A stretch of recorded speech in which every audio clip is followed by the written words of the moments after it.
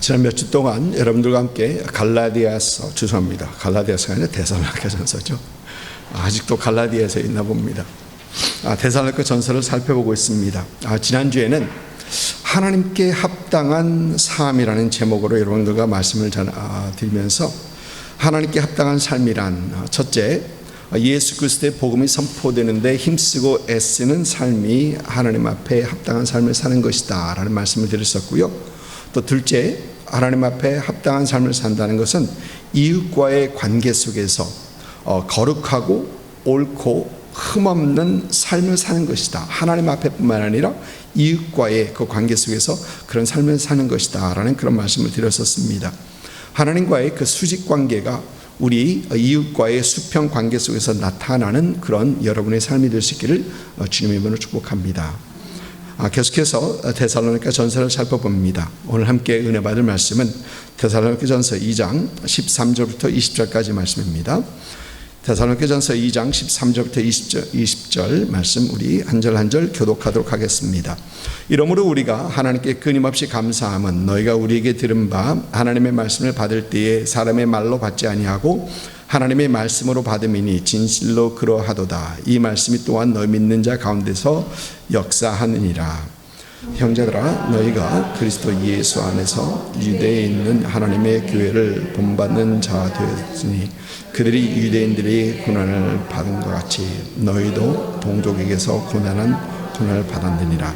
유대인은 주 예수와 선지자들을 죽이고 우리를 쫓아내고 하나님을 기쁘시게 하지 아니하고 모든 사람에게 대적이 되어 우리가 이방인에게 말하여 구원받게 함을 그들이 금하여 자기의 죄를 항상 체험해 노하심이 끝까지 그들에게 임하였느니라. 형제들아, 우리가 잠시 너희를 떠난 것은 얼굴이요 마음은 아니니 너희 얼굴을 보기를 열정으로 더욱 힘썼노라. 그러나 나 바울은 한 번 두 번 너에게 가고자 하였으나 사탄이 우리를 막았도다. 우리 소망이나 기쁨이나 자랑의 면류관이 무엇이냐? 그 강림하실 때에 우리 주 예수 앞에서 너희가 아니냐? 너희는 우리의 영광이요 기쁨이니라. 아멘.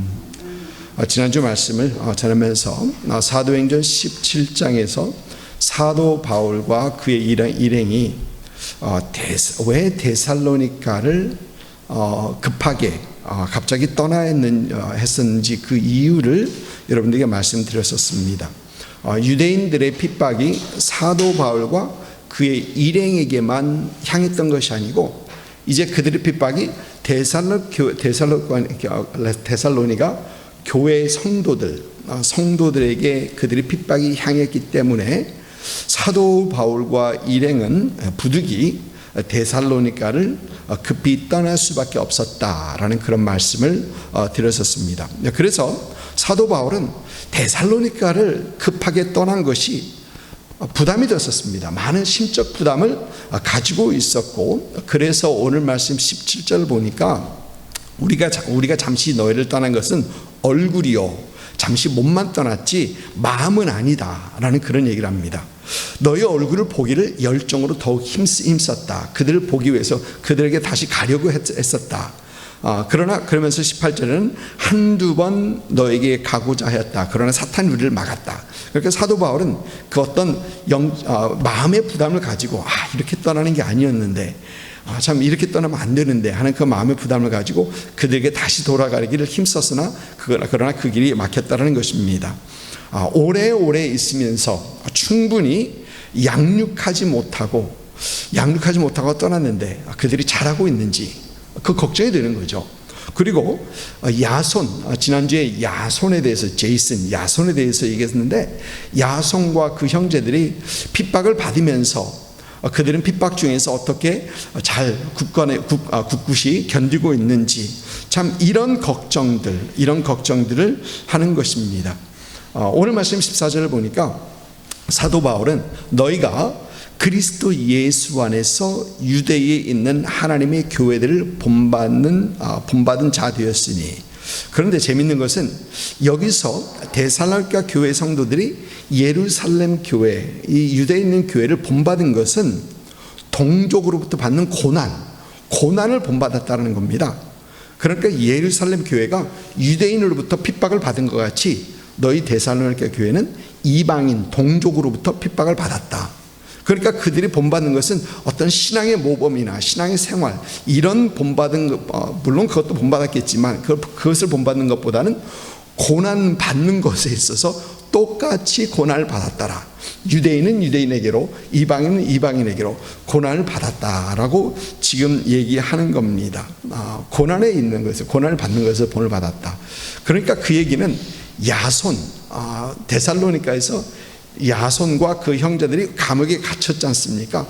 그러면서 그것을 기억하면서 너희들이 이렇게 고난을 받고 있구나 라고 하면서 그 고난받는 것을 기억하면서 마음이 더욱더 안 좋았던 것이죠. 또 뿐만 아니라 분명 데살로니가에도 잘못된 것을 가르치는 이 거짓 교사들이 있는데 그런 잘못 가르침, 유혹 속에서도 흔들리지 않고 신앙에 든든히 서 있는지 이런 걱정들을 하는 겁니다. 그러면서 몸은 떠나 있으나 그의 마음은 데살로니가 교회에 가 있는 그러한 사도 바울의 모습, 항상 걱정하는 그런 사도 바울의 모습이었다는 것입니다. 그런데 한편 데살로니가 교회 성도들에게도 사도 바울과 그의 일행이 갑작스럽게 떠나게 된 것은 아마 매우 큰 혼돈이었을 것입니다. 야손과 그 형제들이 그 한 약조, 감금이 되고 그 한 약조에 의해서 할 수 없이 사도 바울과 일행은 데살로니가를 떠날 수밖에 없었기 때문에 데살로니가 교회 성도들은 이건 뭐야? 갑자기 그런 생각이 들었을 것입니다. 여러분 지난주 우리가 잠깐 살펴봤던 것은 짧았으나 그 몇 개는 안 됩니다. 그런 짧았으나 그동안에 사도 바울은 어미가 자녀를 양육하는 그런 어머니의 마음으로 그들을 양육했었고 또 아버지가 자녀를 훈계하는, 교육하고 훈계하는 어떤 그런 아버지의 마음으로 그들을 양육했던 그런 사도 바울이었었습니다. 그런데 사도 바울과 그 일행이 갑자기 떠나자 그들은 잠깐만, 그러면 이제는 누가 우리를 양육해 줄 건가? 이제는 우리는 뭘 어떻게 해야지? 교회가 세워진 지 얼마 안 됐기 때문에 아직도 다들 초신자죠. 그러면 이걸 어떻게 해야 되나?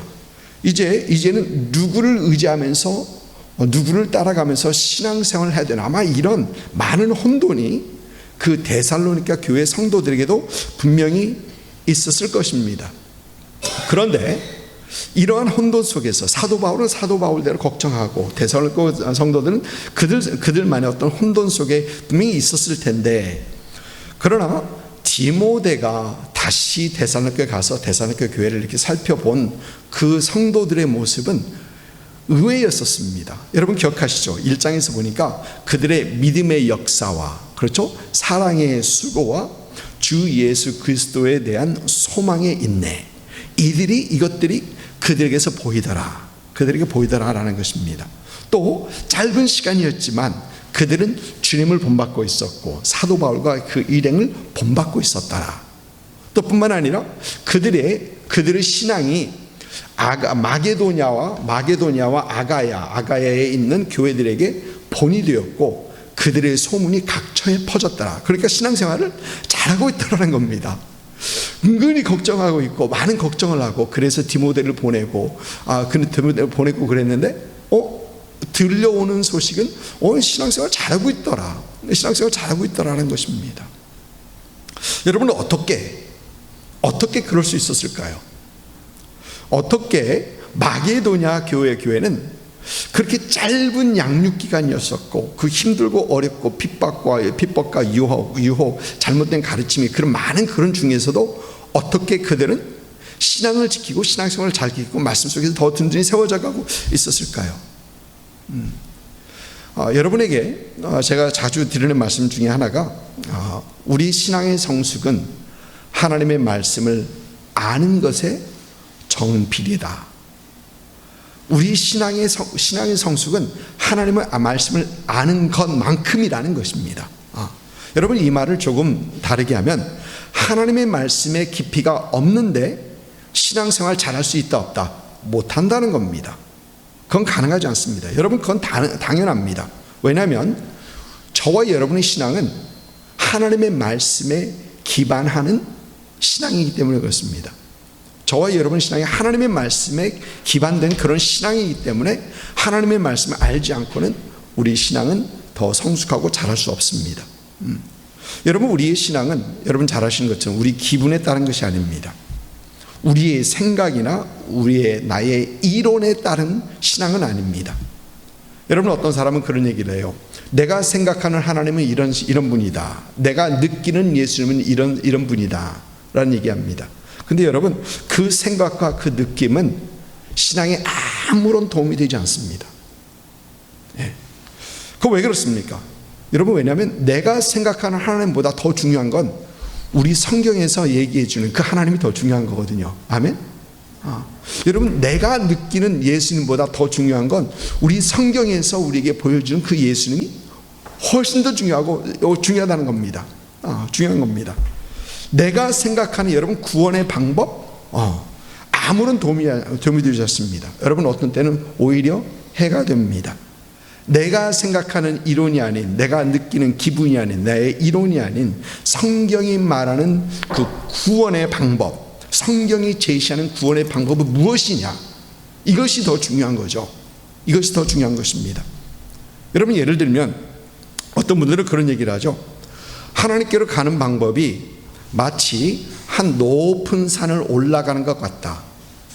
빙빙 돌아가는 사람도 있고, 이쪽에서 올라가는 사람도 있고, 저쪽에서 올라가는 사람도 있고, 올라가는 길이, 정상으로 오르는 게 여러 길이다. 그래서 하나님께로 가는 여러 길이 있다라고 말을 합니다.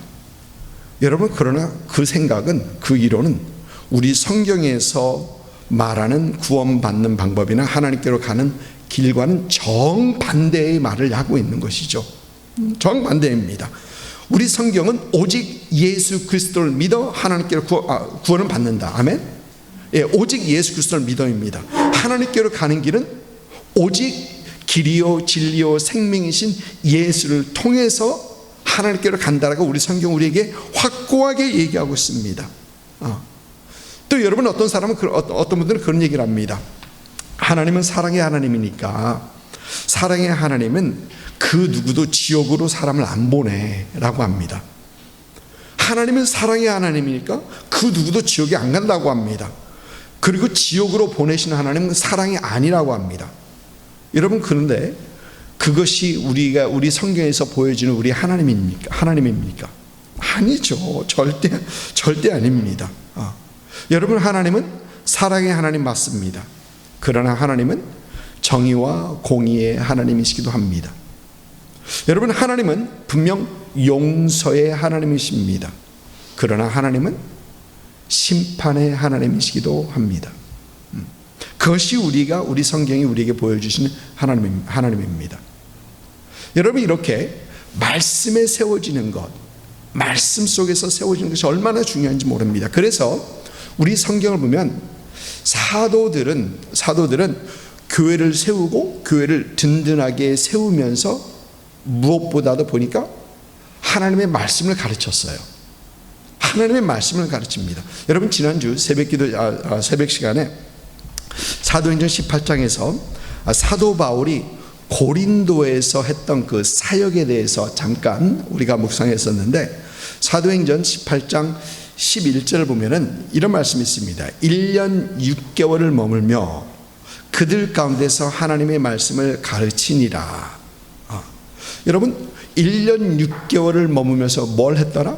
하나님의 말씀을 가르쳤더라. 고린도 교회가 하나님 은혜 가운데 더 든든히 세워지기 위해서 사도 바울이 집중적으로 했던 것은 하나님의 말씀을 가르쳤다라는 것입니다. 사도행전 18장에서 소개되는 한 인물이 있습니다. 성경에서 그렇게 크게 많이 나오는 인물은 아닌데 아볼로라는 사람입니다. 아볼로라는 사람을 사도행전 18장에서는 그는 성경에 능통한 자라로 소개됩니다. 이 아볼로가 사도 바울이 고린도를 떠난 후에 그가 에베소에 있다가 이제 고린도로 갑니다. 그러니까 에베소에 있다가 사도 바울은 떠나고 그가 고린도로 갑니다. 그러면서 고린도에서 뭘 했느냐? 고린도전서 3장을 보면은 여러분 지난 새벽 예배 때 말씀드렸던 건데 고린도전서 3장 보면은 나는 심었고 아볼로는 물을 주었으되 자라게 하시는 분 하나님이시다. 나는 심었다. 그러니까 사도 바울은 교회를 심고 교회를 세우고 성도들을 구원받는데 교회를 세웠다는 겁니다. 그러나 거기서 물을 줬다. 이 말씀으로 양육했다는 것을 얘기하는 겁니다. 말씀으로 양육한 사람은 아볼로였던 겁니다. 여러분, 고린도에 있으면서 아볼로가 고린도에 있으면서 그 교회가 든든히 세워지기 위해서 뭘 했느냐? 말씀을 가르쳤던 겁니다. 말씀을 가르쳤던 겁니다. 이번 주에 우리가 살펴볼 말씀인데요, 새벽 예배에 살펴볼 말씀입니다. 사도 바울은 이제 에베소에서 두란노 서원에서 말씀을 강론합니다. 그러면서 사도행전 19장 10절을 보면 이런 말씀이 있죠. 2해 동안 이같이 하니, 강론입니다. 말씀 강론입니다. 이같이 하니 아시아에 사는 자는 유대인이나 헬라인이나 다 주의 말씀을 듣더라. 하나님의 말씀으로 세워집니다. 하나님 말씀으로. 여러분, 데살로니가 교회가 사도 바울과 그 일행이 갑자기 떠날 수밖에 없었던 그 상황에서 또 여전히 유대인뿐만 아니라 같은 동족으로부터 받는 그 핍박과 박해 속에서도 또 잘못된 것을 가르치려고 하는 그 거짓 교사들 중에서도 그들이 어떻게 믿음의 역사와 사랑의 수고와 그 주 예수 그리스도에 대한 소망의 인내를 가지고 있었는가? 또 그들이 어떻게 참 본이 되는 그런 교회가 되었고 또 소문난 그런 교회가 되었었을까?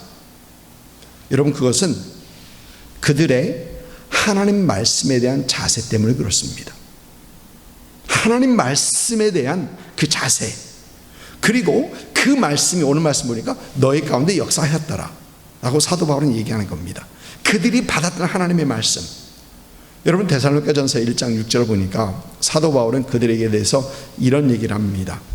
또 너희는 많은 환난 가운데서 성령의 기쁨으로 말씀을 받아 우리와 주를 본받은 자가 되었으니, 갈라디아 교회 성도들이 말씀을 받은 것은 보니까 성령의 기쁨으로, 즉 성령께서 말씀을 듣는 사람들의 심령 가운데 역사하시고 그 말씀을 받게 하시고 그 말씀으로 인하여 큰 기쁨을 누리게 하셨더라라는 겁니다.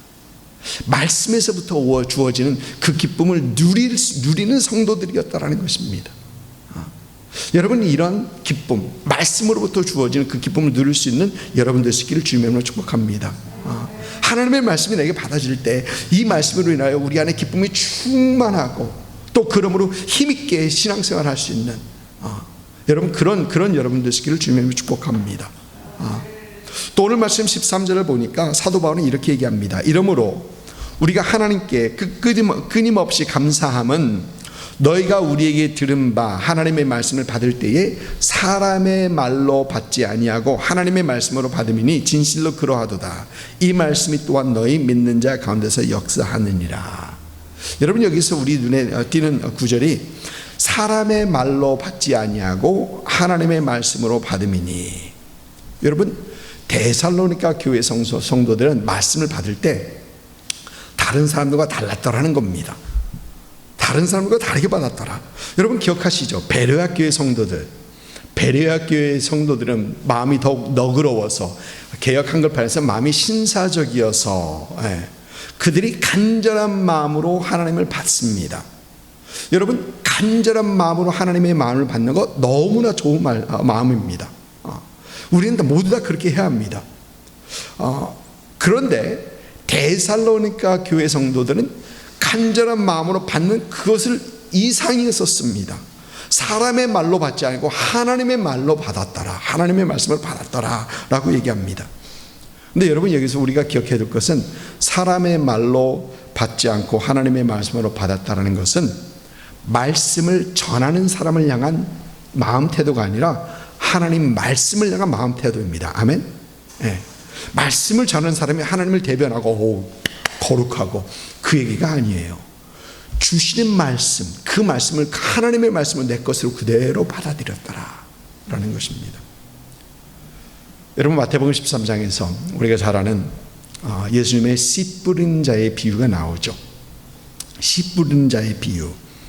그런데 마태복음 13장에 이 예수님의 씨 뿌린 자의 비유는 씨 뿌리는 자에게 초점을 두지 않고 말씀을 받는 밭에 초점을 두고 있는 건 우리가 잘 압니다. 말씀의 씨가 뿌려집니다. 말씀의 씨가 뿌려집니다. 요즘은 우리는 씨를 하나하나 이렇게 놓지만 옛날에는 그때는 씨를 가지고 샥샥 뿌리고 그 다음에 덮고 했었습니다. 그런데 어떤 씨는 길가, 사람이 이제 걸어다니는 길가, 단단하고 씨가 들어갈 수 없는 그런 길가에 뿌려집니다. 그러니까 씨가 와서 새가 주워 먹죠. 뿌리를 내릴 수가 없습니다. 또 어떤 씨는 흙이 깊지 않은 돌 모아둔, 이 돌들은 여러분 옛날 농사하신 분들 알지만 밭에서 항상 골라내는 게 돌입니다. 그래서 그 돌을 어떡합니까? 그 돌은 저쪽 한 군데 던져둡니다. 그러니까 거기는 또 돌이 쌓이는 거예요. 근데 씨가 거기에 떨어졌다는 겁니다. 흙이 없어서 깊지 않아요. 또 어떤 때는 가시덤불입니다.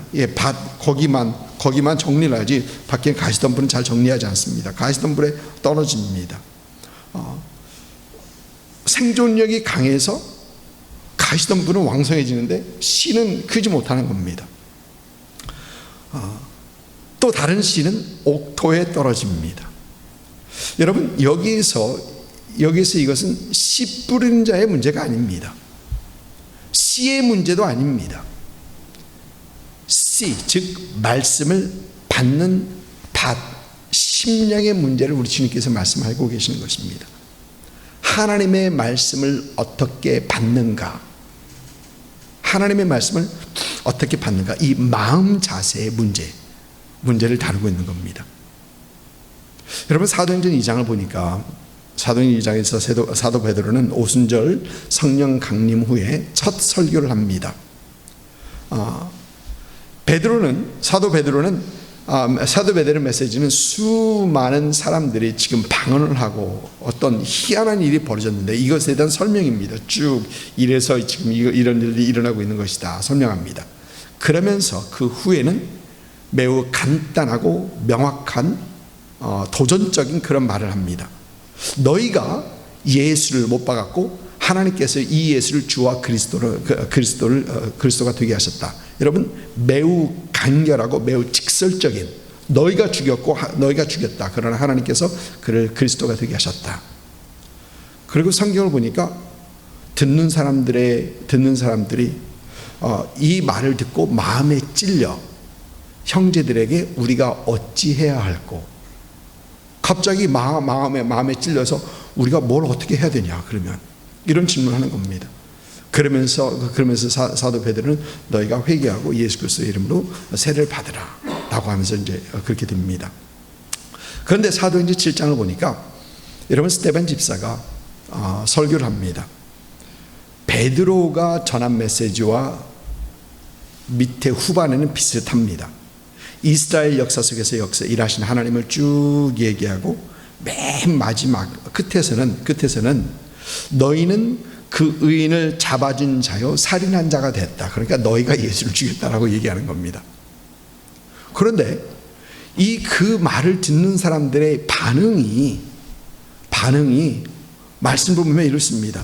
그들이 이 말을 듣고 마음에 찔려 그를 향하여 이를 갈건을, 이 분노 때문에 이를 갑니다. 사도행전 2장에서는 마음에 찔려 형제들아 우리가 어떻게 해야지 구원을 받을 수 있겠느냐, 이런 마음으로 나오는데 사도행전 7장을 보니까 그들이 마음에 찔려 이를 갈았다라고 합니다. 여러분, 메시지 문제가 아니라 마음의 문제다라는 겁니다. 아멘. 마음의 문제입니다. 제가 고등학교 3학년 때 예수님을 영접하고 이제 영적으로 막 자라기 시작했습니다. 처음 예수를 믿었기 때문에 주님을 향한 그 열정, 또 주님을 향한 그 첫사랑, 이런 것과 함께 이제 막 그 주님대로 다 받아들이고 이제 막 성장하는 그때였었죠. 아직도 기억하는 것은 제가 다녔던 그 교회가 이 본당이 한 600명 들어가는 그런 교회였었는데 주일 예배와 금요 철야 예배 보면은 앞에 하나 둘 셋 3섹션으로 나누어서 저쪽이 목사님 강단이고요. 그러면 고등학생 학생들에게 배정된 그 자리가 왼쪽 맨 앞이었었습니다. 사실 학생들을 위한 엄청난 배려를 한 겁니다. 그때 학생들 앞자리를 준 겁니다. 노인들은 중앙에 앞자리를 앉았고 이제 중직들을 오른쪽 앞자리에 앉고 그리고 학생들이 맨 앞자리를 차지했던 겁니다. 근데 그게 주일 예배와 주일 대회와 금요 철야 예배도 학생들을 위해서 그 자리를 배려해 줬었습니다. 여러분 금요 철야 예배, 금요 학생 예배를 드리고 몇몇 학생들이 금요 철야까지 드렸었어요. 금요 철야 예배까지 드리고 그 다음에 기도하고 이제 그랬었습니다. 그런데 주일 예배나 이 금요 철야 시간대 말씀을 듣는 우리 학생들의 이 학생부들의 이 자세가 등이 장의자 긴 의자에 닿지 않았었어요. 항상 앞으로 기대서 목사님이 말씀 하나도 빼놓지 않고 그때 목사님이 왔다 갔다 말씀을 전하시는데 그 목사님에게서 눈을 떼지 않고 앞으로 한마디도 한마디도 놓치지 않고 싶어서 모두 다 그렇게 들었었습니다. 그러다 보니까 학생들의 어떤 신앙이 더 자라고 참 그러한 은혜가 있었던 것입니다. 간절한 마음으로 하나도 놓치지 않았던 그런 자세. 그런데 재밌는 것은 그 후에 수년이 지난 후에 제가 신학교를 다니면서 그 교회의 전도사로 섬기게 됐었어요. 같은 교회의 전도사로 섬기는 겁니다. 그때 신학교에서 제가 기억하는 건 설교학을 듣는데 설교학을 강의하시는 그 교수님이 첫 시간에 그런 말씀을 하세요. 설교학을 들을 때 조심해야 하는 것은 교회에서 예배 시간에 목사님의 설교를 설교학적으로 비판하지 마라. 은혜가 안 된다는 겁니다. 은혜가 안 된대요. 분명히 말씀하셨는데 저는 설교학을 이렇게 듣기 시작하면서 그 얼마나 알겠습니까? 어떤 작은 쥐꼬리 많은 그 지식, 그 설교학에 대한 그 지식을 가지고 목사님의 말씀을 듣는데 하나님 말씀으로 들으지 않고요 사람의 말로 들으면서 제 마음속에 그 설교에 대한 비판, 설교는 이렇게 해야 되는데 목사님이 이상하게 하고 있어. 그렇게 비판을 하고 있는 제 모습인 거예요. 제 모습인 겁니다. 그러니까 그 예배를 통해서 말씀을 통해서 은혜가 하나도 없는 겁니다. 은혜가 하나도 없는 겁니다. 그래서 제가 저의 모습을 발견하고 전도사 때입니다. 그래서 잘 발견하고 얼마나 괴롭고 힘들었는지 3주 동안 그러지 않으려고 근데 들리는 겁니다. 그러지 않으려고 수예배도 그렇고 금예배도 그렇고 주일예배도 그렇고 다 비판하면서 그냥 이러고 앉아있는 겁니다. 얼마나 힘들었는지. 여러분 말씀을 향한 마음 자세에 따라서 은혜가 되기도 하고 은혜를 아예 못 받기도 하고 그렇다는 겁니다. 선포되는 말씀이 하나님의 말씀으로 나를 위하여 하나님께서 주시는 말씀이다 라는 이 말씀으로 우리가 하나님 앞에 대하면, 그 말씀을 대하면 여러분 지극히 간단한 메시지 속에서도 은혜 받는 겁니다. 은혜 받는 겁니다. 어떤 분은 설교를 보니까 딴 얘기 안 해요. 하나님께서 당신을 사랑하십니다. 그 얘기밖에 안 하더라고요. 근데 사실 저는 그 얘기에서 은혜를 못 받았어요. 근데 거기에서 은혜 받는 사람이 있더라고요. 그 메시지 전체가 하나님이 당신을 사랑하십니다. 그거 있었어요. 근데 저는 거기에 대해서 비판했는지 은혜가 안 됐었어요. 근데 그 어떤 많은 사람들은 거기에서 은혜를 받더라고요. 아멘 하면서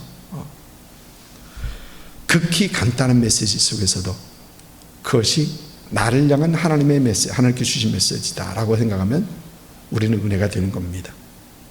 하나님의 말씀을 향한 이러한 마음 자세로 은혜 받으실 수 있는 그런 여러분 되시기를 주님으로 축복합니다. 오늘 말씀에서 하나님의 말씀으로 받았다라는 이 말은 들은 말씀에 대한 순종의 자세를 취했다라는 겁니다. 순종의 자세를 취했다라는 겁니다. 오늘 주님께서 오늘 우리 부른 찬양도 그랬지만 주님께서 마태복음 5장부터 7장까지 산상수훈 이 교훈들을 가르치십니다. 그러면서 맨 마지막에 매우 중요한 말씀을 하십니다. 마태복음 7장 24절과 26절입니다. 그러므로 누구든지 나의 이 말을 듣고 행하는 자는 그 집을 반석 위에 지은 지혜로운 사람 같으니, 26절은 나의 이 말을 듣고 행하지 아니하는 자는 그 집을 모래 위에 지은 어리석은 사람 같으니. 여러분, 하나님의 말씀으로 우리가 받았다면 그 다음 당연한 반응은 순종이죠. 여러분, 하나님께서 말씀하셨는데 순종 안 할 사람 있습니까? 하나님께서 직접 이곳에 임하셔서 나타나셔서 하나님께서 이렇게 해라 하면은 당장 하죠. 하나님의 말씀을 받았다라면 그것에 대한 올바른 반응은 즉각 순종입니다. 사무엘상을 보니까 사무엘 선지자가 사울 왕, 이스라엘 초대 왕 사울 왕을 책망합니다. 하나님께서는 사울에게 아멜렉을 전멸하라 명하십니다. 그러나 사울은 그 하나님의 말씀을 듣지 않고 순종하지 않고 아멜렉 왕 아각과 그의 좋은 가축들을 남겨 가지고 옵니다. 그리고 변명은 하나님은 예배하기 위해서 이 좋은 가축들을 가지고 왔습니다라는 변명을 합니다. 그러나 사무엘은 사무엘상 15장 22절과 23절을 보니까 여호와께서 번제와 다른 제사를 그의 목소리를 청종하는 것을 좋아하심같이 좋아하시겠나이까. 하나님께서 뭘 더 좋아하신다? 순종을 더 좋아하신대요. 말씀 듣는 걸 더 좋아하신대요. 예배보다도. 그러면서 순종이 제사보다 낫고 듣는 것이, 말씀을 듣는 것이, 말씀을 듣고 이행하는 것이 수장의 기름보다 낫다. 제사보다 순종이 낫다라는 겁니다.